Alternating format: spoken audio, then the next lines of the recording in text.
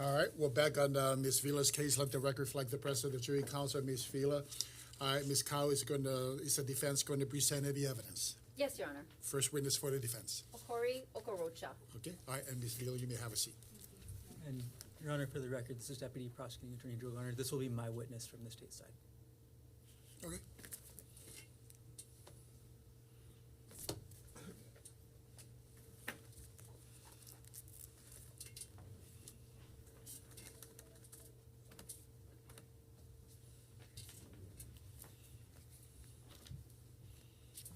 Right up here, sir.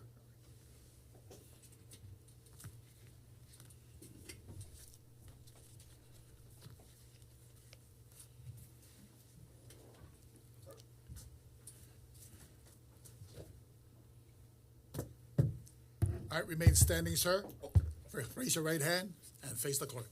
Do you solemnly swear or affirm that the testimony you're about to give should be the truth, the whole truth, and nothing but the truth? Yes, I do. Okay. Aloha and good morning, Mr. Okorocha. Could you please state your name and spell your first and last name for the record? First name is Okorie, Okorie. Last name is Okorocha, Okorocha. Mr. Okorocha, what is your role in this case? To explain the flaws in the evidence that the government's using. What is your occupation? I'm a forensic toxicologist. What is forensics? What does that word mean? Forensics means science that is conducted for purposes of a legal proceeding or establishing the reliability or relevance of evidence for a court proceeding. Who would perform a forensic analysis? Modernly, the trend is to have somebody with formal education in both law and science, because forensics covers both. And a lot of universities have started to have and are developing dual degree programs where you get a law degree at the same time you get a master's of science in forensics. What is your formal education in law and science? I have a bachelor's degree in biology. I have a master's of science I have a law degree. I have a master's of science in pharmaceutical sciences with a specialization in forensic science, and I have a second master's degree in forensic toxicology. Is a Master of Science degree the highest degree that you can have in forensics? Yes, according to the National Academy of Sciences report on forensic science. What is your experience in forensic pharmacology or forensic toxicology as an expert witness? I have worked as an expert it was part-time for about 4 years, and then it was essentially full-time starting 14 years ago. I have analyzed over 10,000 cases. I've testified in thousands of administrative hearings.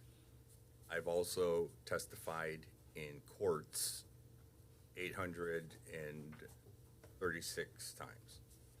Sorry, I should have asked you earlier, but what is pharmacology? What does that word mean, pharmacology?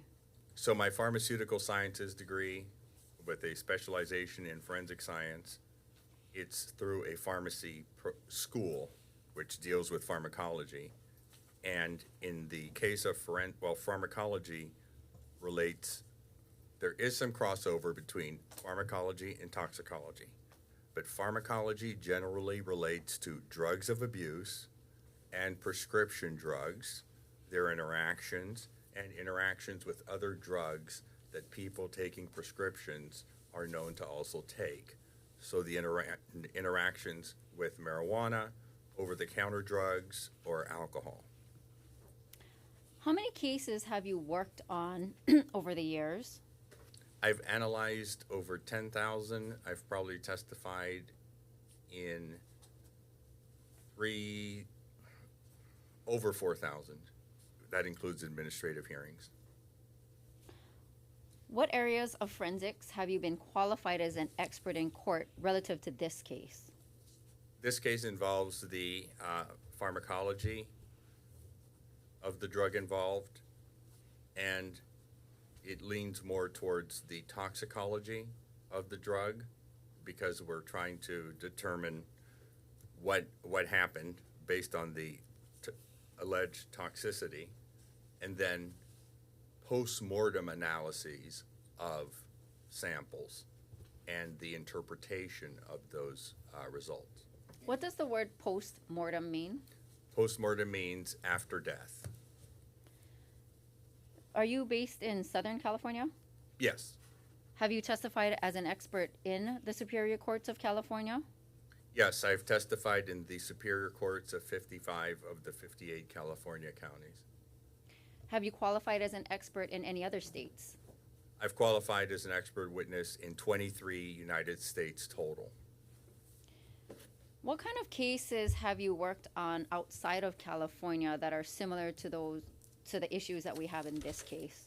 The issues in this case, although they involve a different drug, are very similar to the George Floyd civil case, which I worked on, where there's an alleged lethal level of a drug, but the issue in the George Floyd case and in each case would be, is the presence of the drug causing the issue, or is it coincidentally there?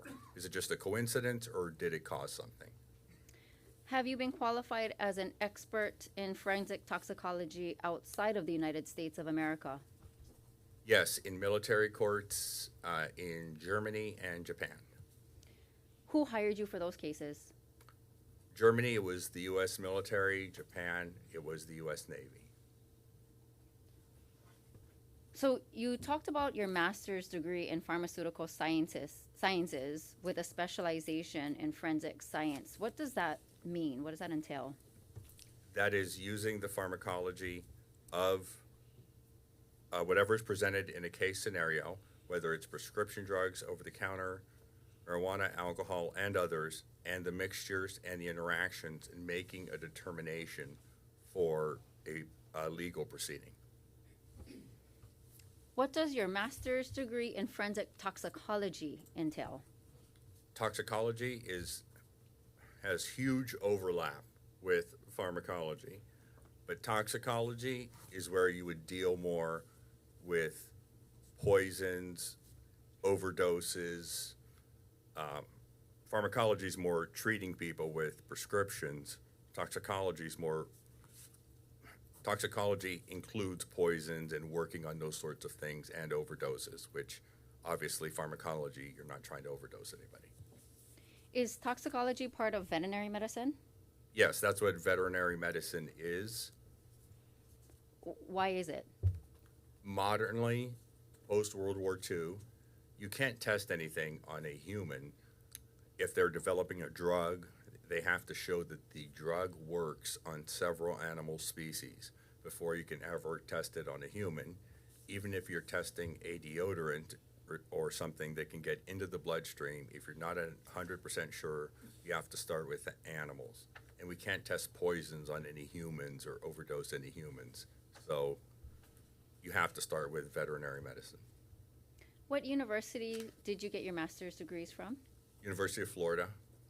Did you work on those did you work remotely on some of those classes?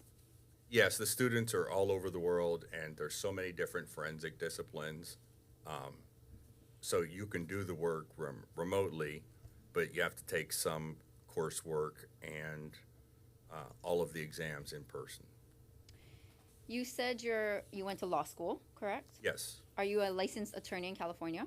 Yes, I am. Is your license current and active? Yes.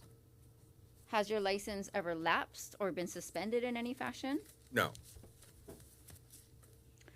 Other than your education and experience, do you rely on anything else to formulate your opinions? I rely heavily on the scientific literature, which I bring with me, whether electronically or in hard copy. The accepted scientific pyramid of scientific evidence, at the very bottom is just expert opinion. Higher up you have things like meta-analyses where they review all the papers on the subject, or, you know, controlled experiments or a value. So you should support expert opinions with the science. So what you're saying is your expert opinion is on the bottom of the totem pole? Well, yes, if I'm just giving an expert opinion, yes, that's on the bottom. Okay. If I have the science, that's different. What is peer review? What does that mean? When scientific journals accept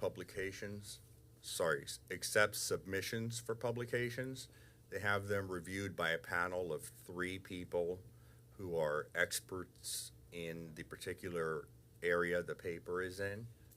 And there's some interaction between the reviewers, very little with the authors. It's double blind, nobody knows who's who. And you vote at the end. You need either 2 out of 3 or 3 out of 3 for a lot of journals to get published. When you say double blind, you mean the panel doesn't know who's submitting the article? Correct. We have no idea who it is. In science and medicine, is there a difference between a case report and a peer-reviewed paper based on experiments? Yes, if we're talking about the scientific evidence pyramid, the lower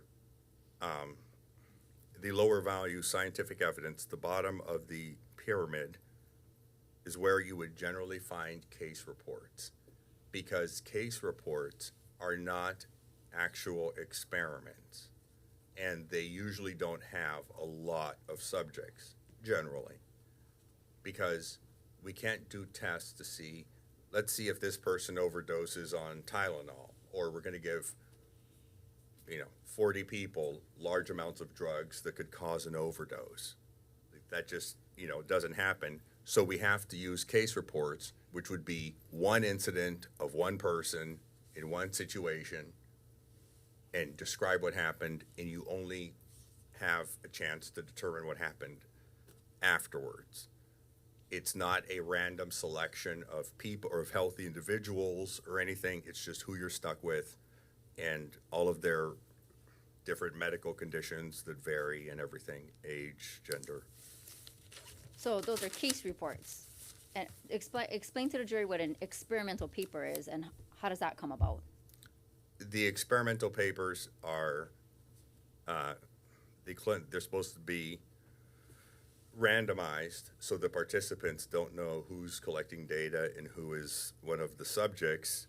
They're controlled. So if you want to see how much a glass of beer has an effect on people, you'd have half the people not drinking any beer and then the other half drinking a glass of beer, and you can compare them. That's something you don't have in case reports, is something to compare it to.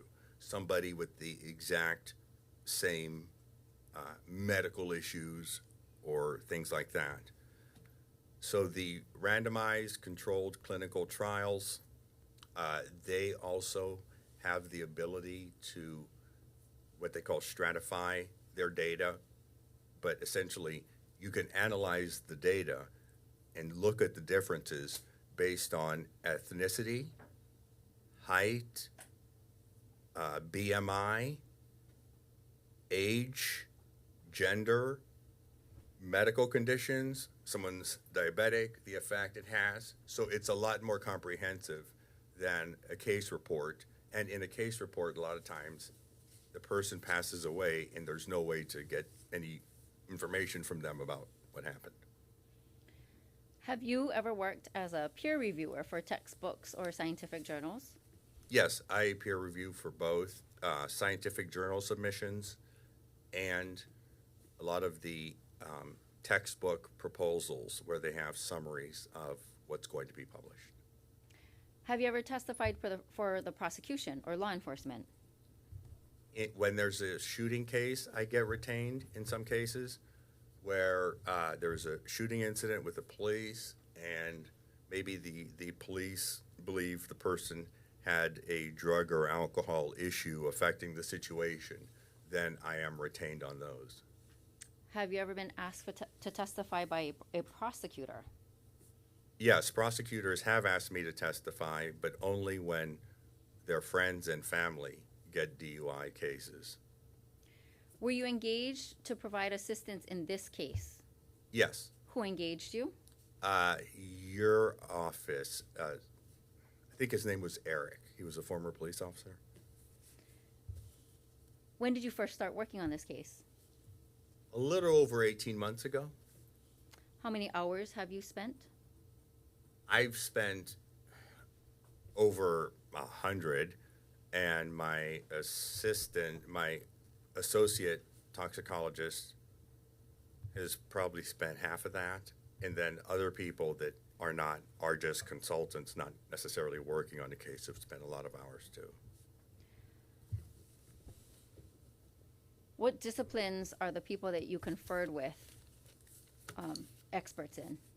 So in forensic cases and forensic toxicology, in forensics, a lot of times you're you're using information from various disciplines, whether it's chemistry, biology, medicine, pharmacology, and there are people that only do medicine or pharmacology, and so you want to consult with those people. One of the ones that helps me with the cases is a forensic physician who has residencies in forensic toxicology as well as pathology. There's a PhD in chemistry, a person with a master's degree in toxicology, and then there's a doctor of pharmacy. And they all have a different contribution that helps you form your opinion. Your Honor, we're asked to qualify this witness as a forensic pharmacologist and forensic toxicologist. Mr. Prosecutor. Your Honor, may I voir dire? Right there.